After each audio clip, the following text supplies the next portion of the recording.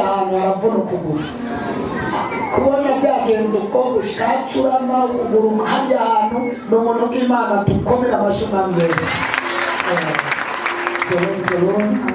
Nshima Imana ko yandize urupfu nari nk'uruso n'inkuba ariko mu kiringo cyo gupfa inkuru ikubita telefone ari mu maboko ndabishima Imana.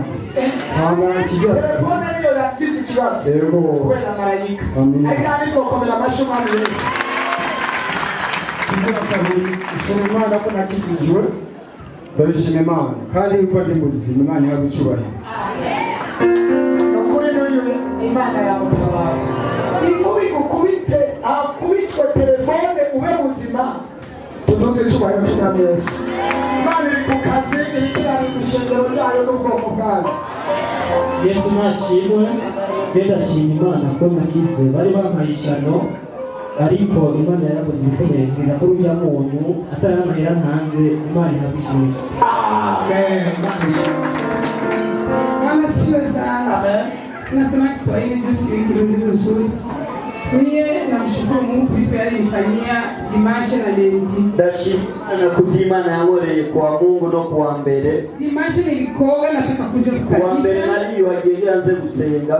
Na maliza kutaka mafuta nataka kuvala nguo. Nije kwisiga bila nambare. Nasema napiga simu aseme wako banamubeba. Cyandumva telefone kumwana wanje bavuganye n'umwe. Dawa zigituma nibambira. Cyandikanye. Chise sanga umwana wanje bavuga ko hanyuma bavuga ko ndabwira ati Mana nabonye kuwa Mungu no kuwa gatanu sinderebera ko umwana wanje we yakoze kubisha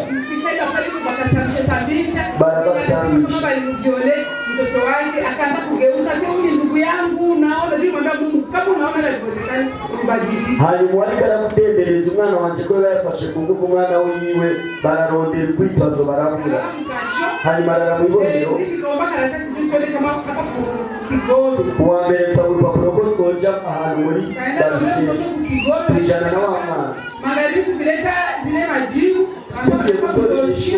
wanasema kuparke maji atanaenda mkasho basi kitu kile namshukuru Mungu icho shimima tugeze mu kigo basangu mukobwa arakomeye na kuparka kutoka pesa kupitia ile chumvi na ile mbegu ile sana mbelale ndio usubuhi kaja mazi nao na ukunya na ile mbegu tamu mfuko Mungu atakusaidia urubuto n'umwe namwaye mu mazi yarabiyore Imana yakozigama niyatabigore rukuru.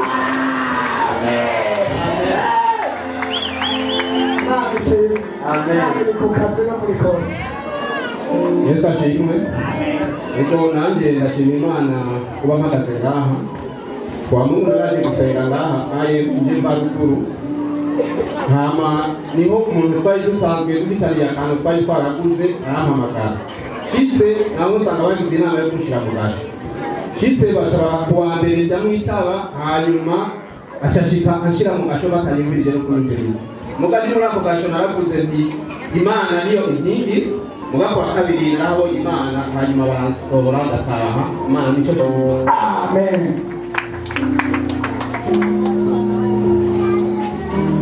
Haleluya.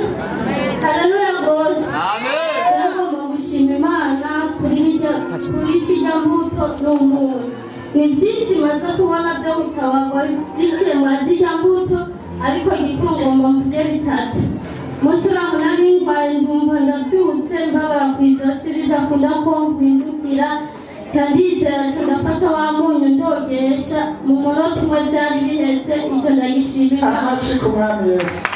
Ikindi sohotse hanze ntambaye ibirato kubera mu nzu twabari bagejeje kuhakoropa ngeze imbere y'umuryango igikari gica kiransibura mu kirenge hahetse isaha ukuguru gutangura kubyimba ndareka gushyira ko na kimwe hahetse isaha numva ukuguru ntibikunda ko mpagarara cyangwa ntambuka ndafata wa munyu ndashyira ko aho nyareke izibuye nta n'umunota waheze bidahetse bityo ndagishima Imana.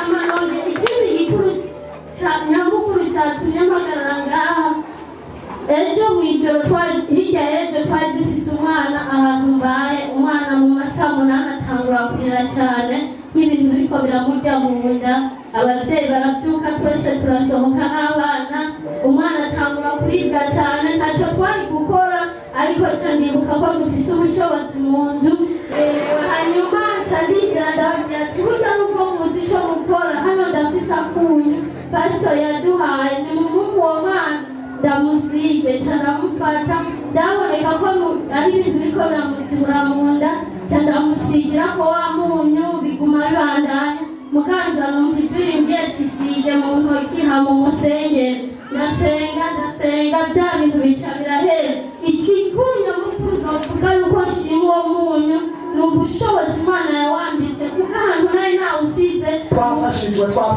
dukomere amashyi mwami wese